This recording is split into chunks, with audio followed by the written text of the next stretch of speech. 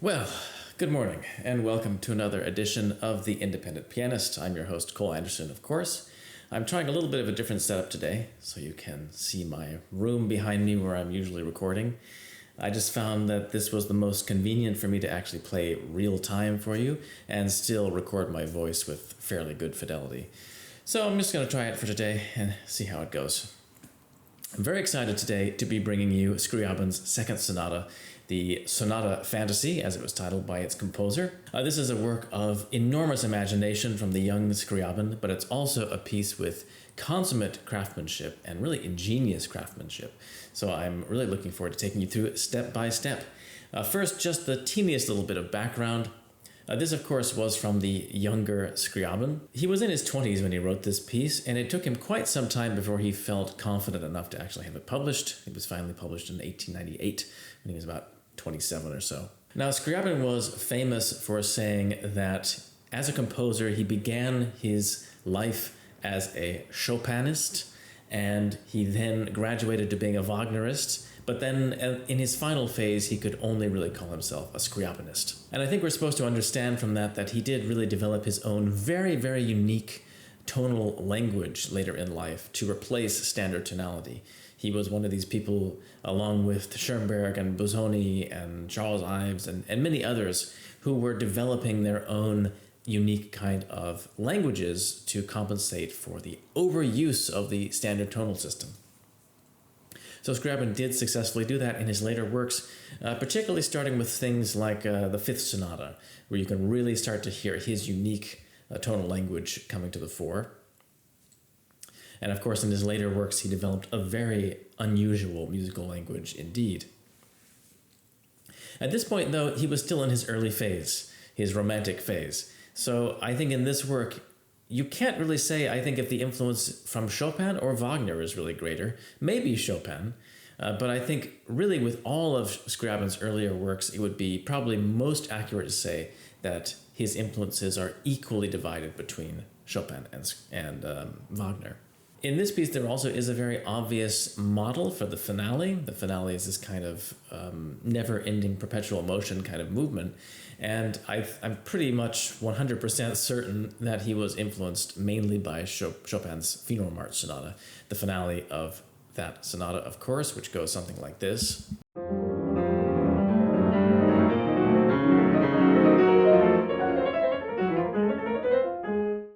That was undoubtedly what he had in mind when he wrote this finale for the second sonata.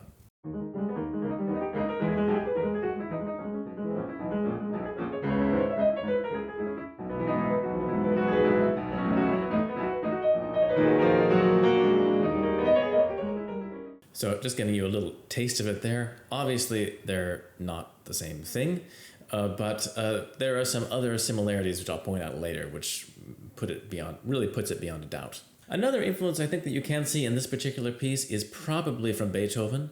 If you think about the Moonlight Sonata, for example, the kind of dichotomy between first and last movements, it's a little bit similar. If I were to play the beginning, for example, of the Moonlight Sonata, first movement, followed immediately by the last movement.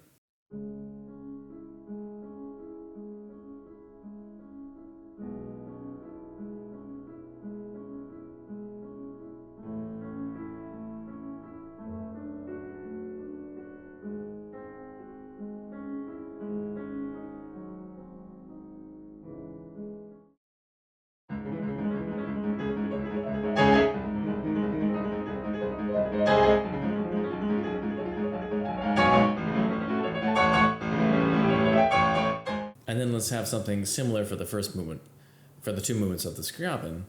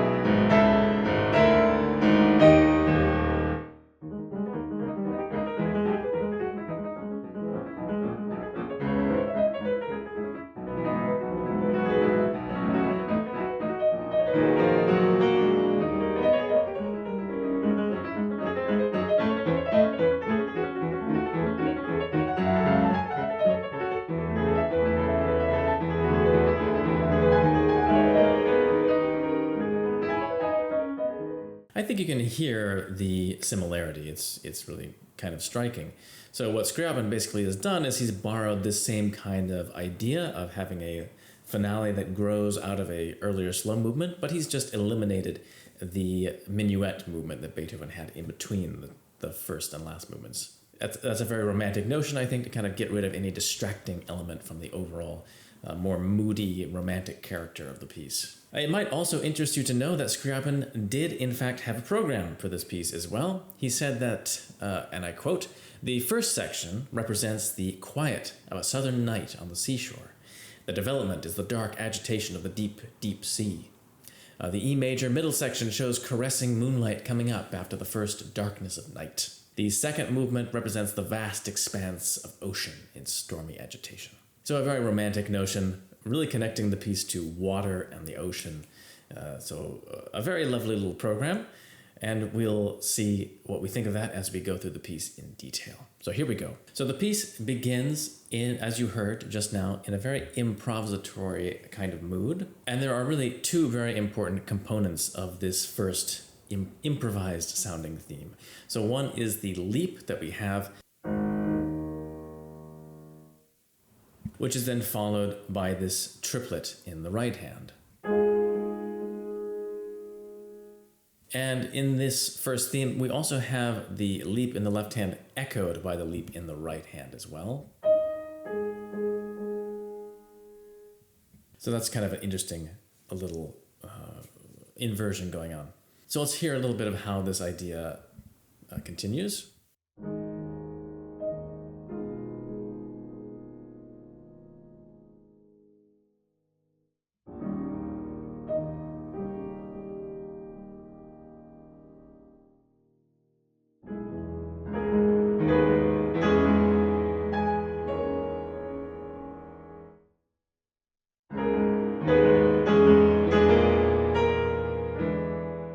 And that's really what I would call the first part of this first theme area. In my video, I call this the sonata form exposition, and this is the first theme.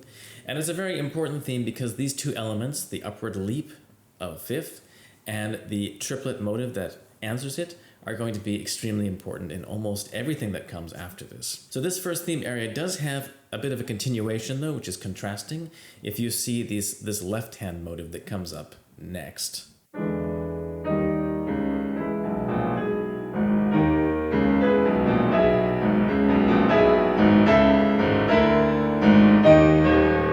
So that is something quite different from what we had before. There is something quite mysterious, almost like an incantation or kind of a conjuring in this opening phrase. It is such a really striking and evocative opening. It may also remind you of other Chopin pieces. I heard someone liken it a little bit to the Sonate-Fantasie, which, as you may know, begins something like this.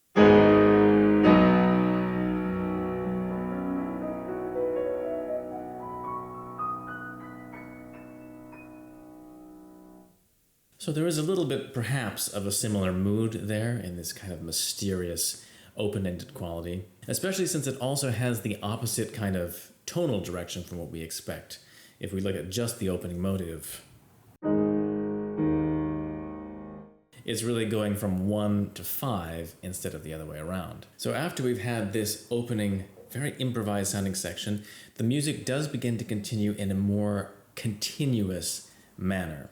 So what happens next after a long pause? We get what sounds like it is a new motive altogether. It is in fact not though, but here's what we get.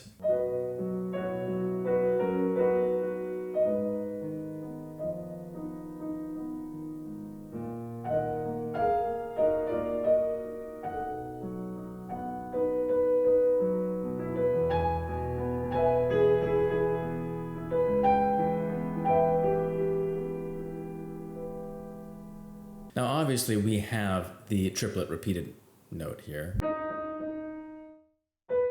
So that connects it to what we already heard so far. But even this melody that we have in the right hand, this, we've already heard this, if you recall.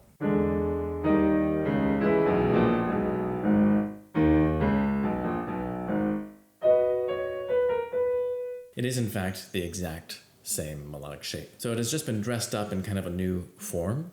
And what's really fascinating about this is the rhythmic structure. So in the left hand, we have what I would call a development of this opening leap. It's basically kind of this rising arpeggiated figure, so it is really growing from that. And the interesting thing, of course, is that it's offset against the beat. So it sounds as if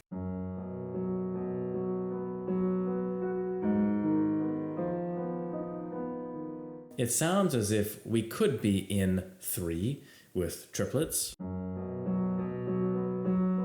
but the first note has been shifted to be actually a pickup, so it's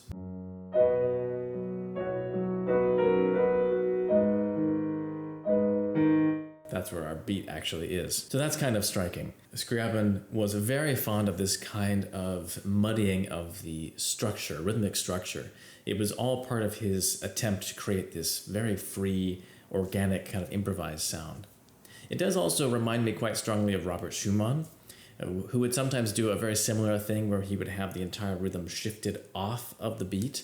So we would feel as if, for example, the pickup was actually the strong beat.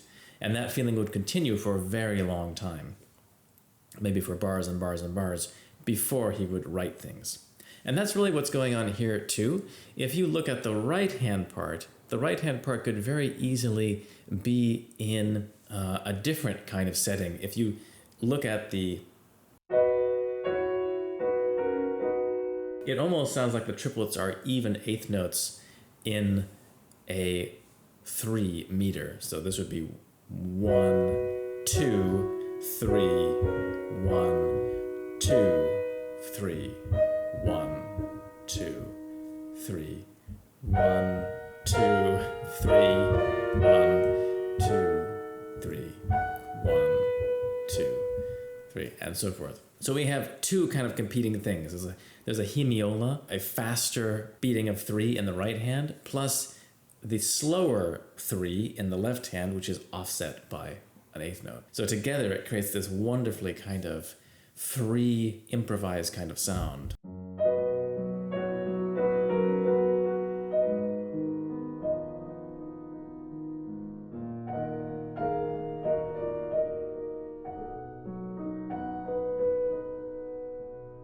So wonderful. So this I would call the tail end of the first theme, because it is really developing that second part that we heard in the bass. And as is, again, typical for Scriabin, it's not clear. There's no clear kind of cut point where you hear the second theme enter, like you might hear in other sonatas from the time. Instead, the second theme kind of gradually takes shape before it finally arrives. So that's really what we get next. We get a kind of transition.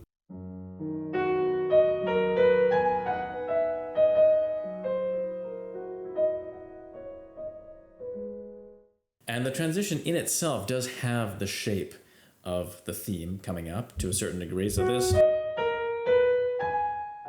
that is going to be the second theme. The second theme in reality comes a few bars later, and it sounds like this.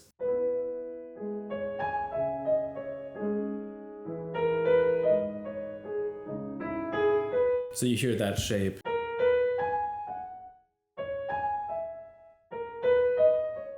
That kind of shape. Each time we're getting that kind of shape. And the little introduction is really important because that is actually quite important because it's going to come back later. Just the introduction to the second theme is going to come back later. So the second theme is very, very beautiful. It gets repeated with some variants as well, and in kind of a contrapuntal texture.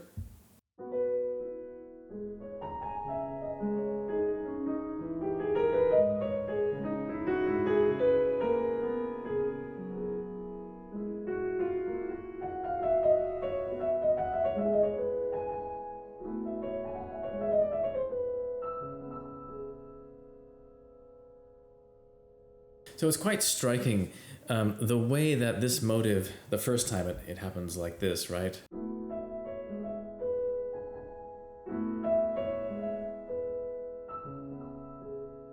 The way it seems to be just always reaching higher and higher each time.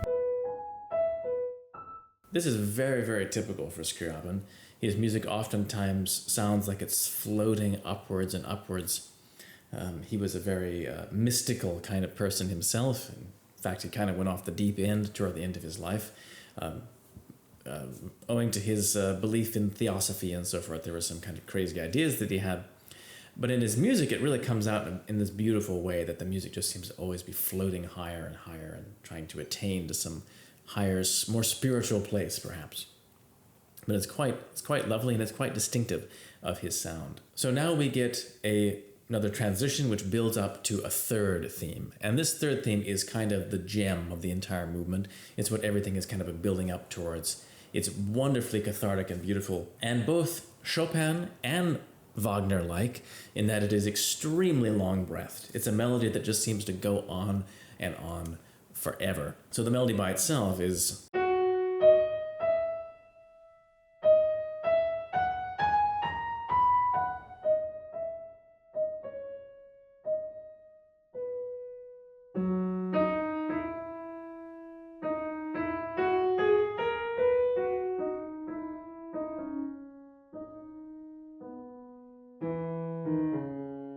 It just never seems to end. It keeps kind of flowing and flowing along this wonderfully long line. And of course, the real magic, though, is how it's set by Scriabin. He sets it in the good old three-hand style of piano playing, where the melody is covered by the first three fingers of each hand, say, usually the thumb, while the other fingers are adding this kind of lacework accompaniment around it. So let's hear how it sounds in its full panoply.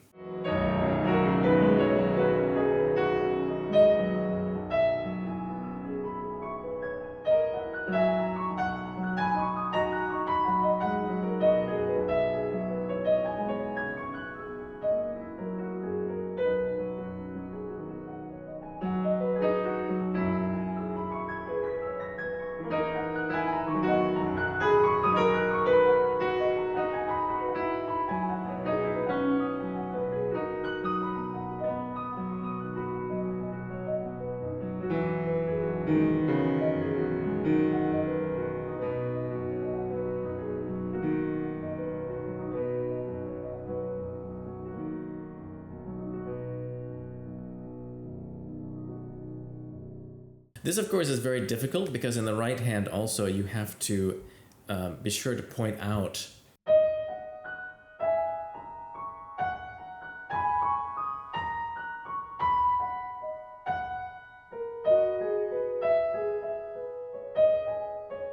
you have to very clearly point out where the melody is, which is not so easy to do.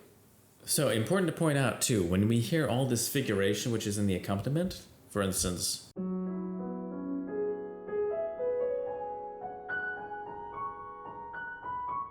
where do you think that comes from? That actually comes from the introduction to the second theme. Remember that shape?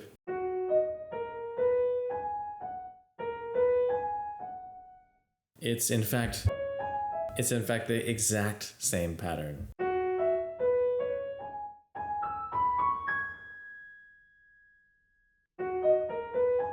Right? It's the exact same pattern that's being developed. And this is very important because this is going to be our link to the second movement. That's where the motive that's going to actually connect us to the second movement, which I'll get to in just a moment. This closes out the exposition of our sonata form, and then we get a very beautiful kind of mystic evocation going back to the first theme to begin our development section. And there's one thing that's very notable here about what Scriabin is doing. So if you hear, we get that again, but we get a little extra something added in after it.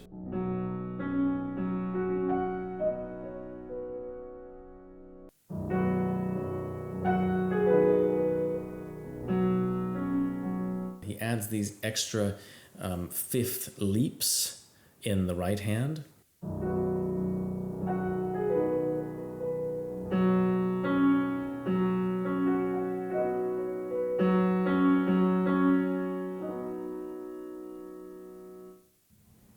So I interpret this in a couple different ways. I think that those leaps are, of course, they come from the left hand leap of the fifth that we've already heard in that first theme, but I think they're also a development of the third theme. Because remember the shape of the third theme. The third theme began with a leap followed by a step. And I think that's quite important because that motive is going to be developed.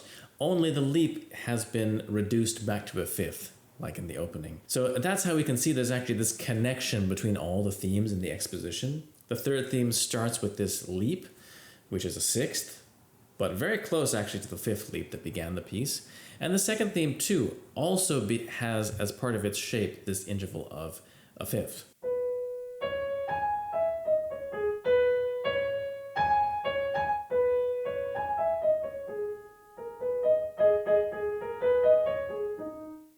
So it's very tightly tied together. All the thematic material shares this same base, this same starting point. So the development section of this first movement is really striking in that Scriabin really puts everything into this development section. I think usually if you go and look at, say, a Beethoven sonata, you'll find that he'll treat one or maybe two of the themes in the development section in some kind of interesting way. He might introduce some new material and so forth, some sequences and whatever. Scriabin puts all of the themes into the development in one way or another. So it's quite striking.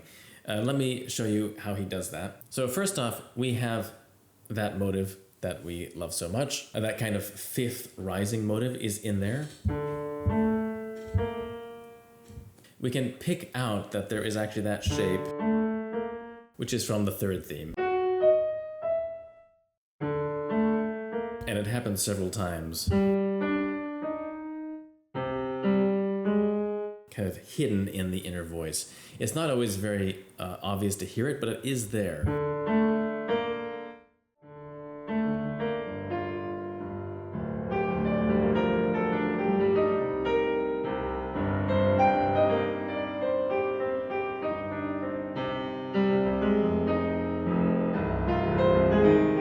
Right? You can kind of hear it in there.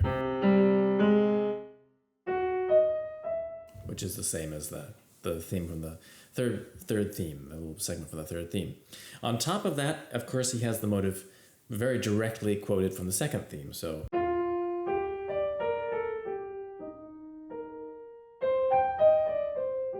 that's directly from the second theme. And in the bass, of course, we get the first theme.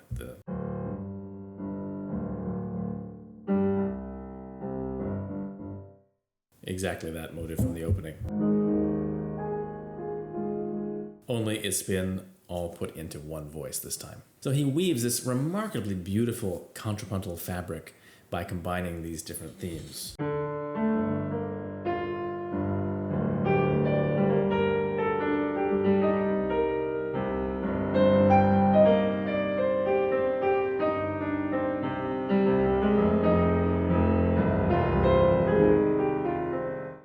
And there's a big build-up that features the second theme.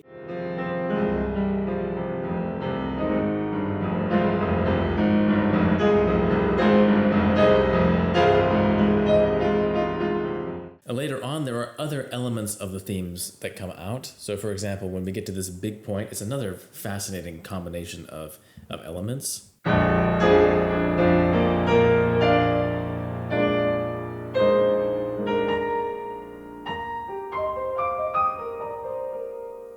So in that little segment, we get, of course, the first theme in the left hand, in several different places, also in the right hand. This is the second theme, kind of hidden in the texture. And then the third theme, a portion of the third theme comes in the treble. So a really fascinating way that he's combined it all together. And we're also getting the accompaniment, by the way, that it's a little accompaniment figure. Again, has a little bit of a new development that it finds in this section. So let's listen on a little bit more to this.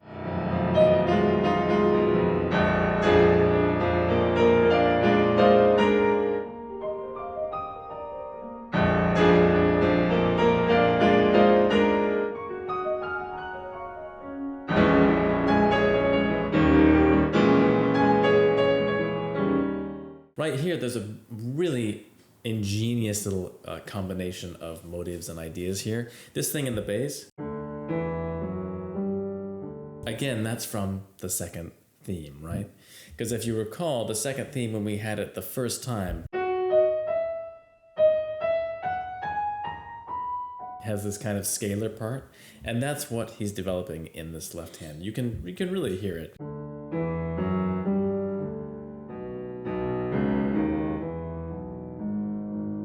It is really that motive. Well, on the right hand, we get a development of the first theme again.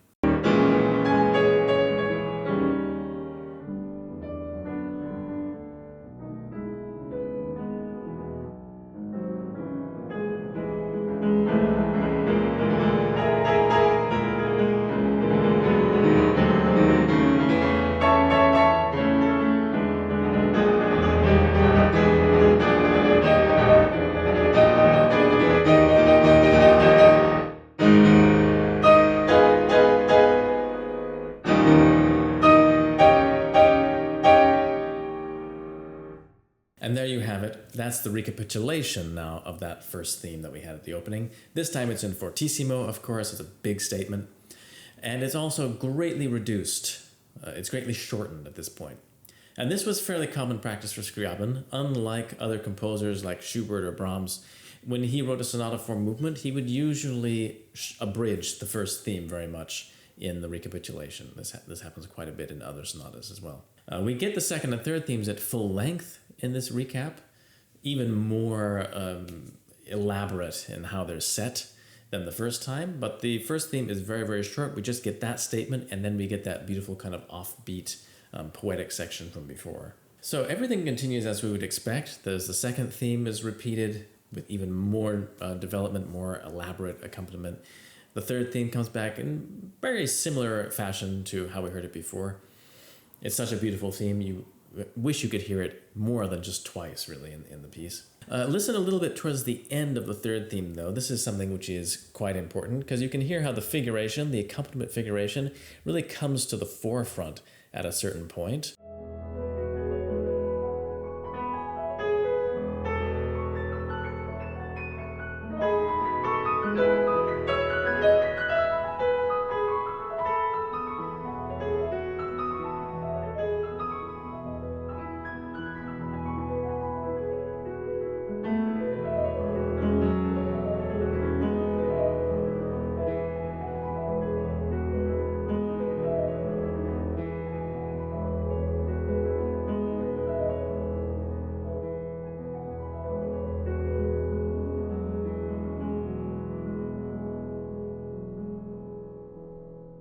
So that part in particular is very important, that you hear that.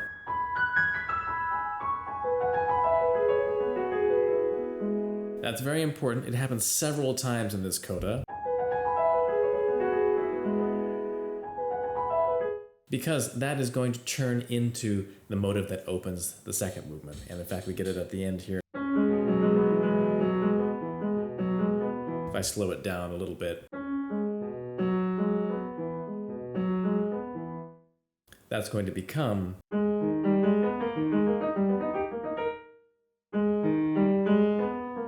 it has the same kind of intervallic structure there.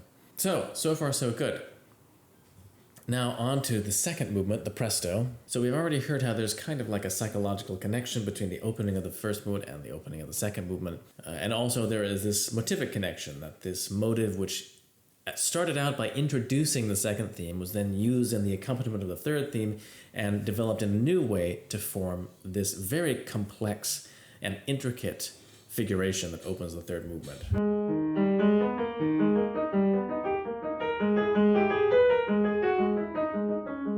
And very, very complicated and very difficult to play as well. This writing requires a very flexible use of your wrist and the technique of your arm in order to play well. There are some of these figurations which are so widely spaced and so awkward to play. So he really learned from Chopin in how he applied the technical difficulties in this piece. Now, as far as structure goes, this last movement we could probably call something like a sonata rondo. It has a little bit of that character to it. And let's just hear a little bit of it so we can get an idea for how this piece is put together.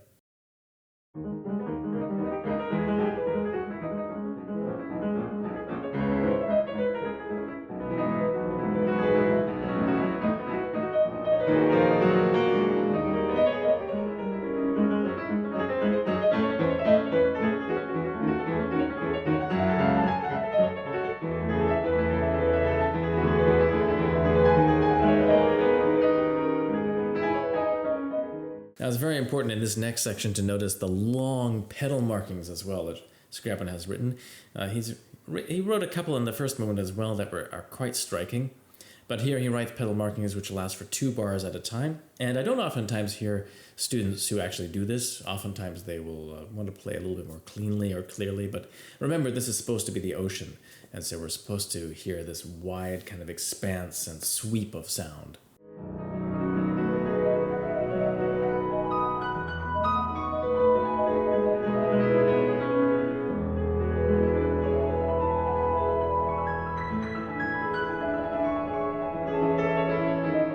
Now, that's what I've called the first B section, then we get the main theme again, and then we get what would be the C section in the rondo form, or the development section if we're talking more in terms of sonata form. And right before this development section starts, we get a kind of interesting new motive, what sounds like a new motive in the left hand. So let's hear a little bit of that.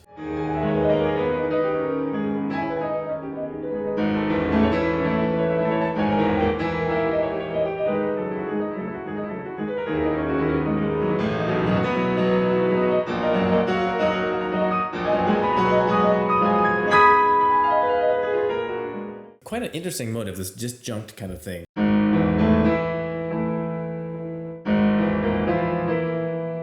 And I don't know if I'm just imagining things, but I hear a little bit of an echo of the first theme from the first movement. Remember how it started with a leap and then a triplet? I hear a little bit of a similar thing. This leaping motive going upwards, and then three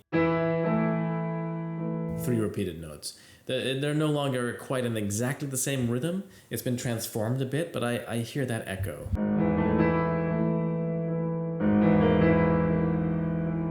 And that's not the only time we're going to hear something like this, so I think that's kind of important. There is a very striking and new theme which comes immediately after this.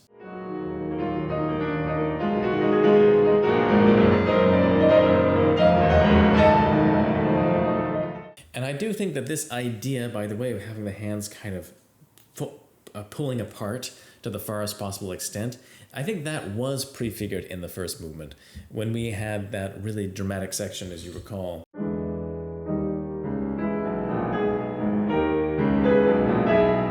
Where the hands seem to be going apart and the sound is getting bigger and bigger. It's not exactly the same. Again, I think it's kind of a psychological connection that he's developing this idea of kind of pulling the sound, opening up the space between the two hands. So this new motive is explored at some length. There's all kinds of wonderful developments that he puts this motive through. And the other really striking thing that I want to mention is jumping to the end of the piece. And it's not a very long movement, kind of restless perpetual motion movement. Only takes 3 or 4 minutes to play. So right before we get to the coda of the movement, again, we get something which I can't help but hear as an echo of the opening movement's triplets. Those kind of 3 repeating triplets. See if you hear it too. And there's kind of an explosion. An explosion in the bass followed by these 3 notes that are repeated. It's very reminiscent of that opening motive. Again, kind of transformed. It's not exactly the same, but psychologically we really maybe hear it as an echo of that. We do literally hear this leap in the bass again at the end.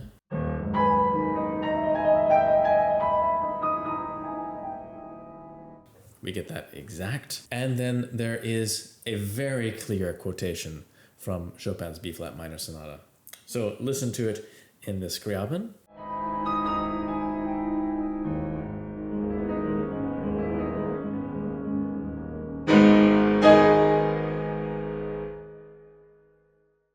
So that's no mystery at all if you go to the end of the Chopin sonata.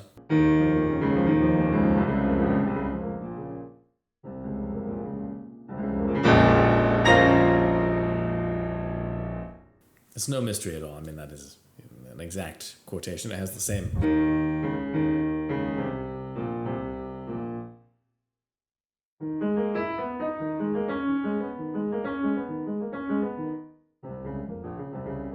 And then, of course, the hammer blow ending with the big chords. it's an exact simile. So there we have it. A very remarkable early work from Alexander Scriabin. I hope you enjoyed this. I've been having a lot of comments asking to cover some Scriabin pieces on the channel, so I'm very happy to finally be answering that viewer request. If you have other requests, by the way, for large-scale works that you'd like me to look at, feel free to let me know.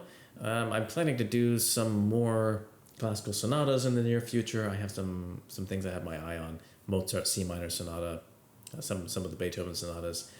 Also, the Sonate-Fantasie is kind of something I've been wanting to do for a long time. But if you have other ideas, please just let me know, and I'll try to get to it as soon as I can.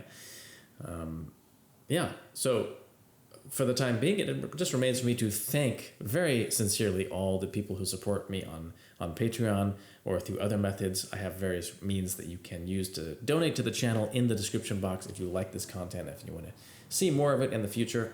And otherwise, I'll just sign off for now and introduce my complete performance of Scriabin's second sonata coming up in just a moment. Take care.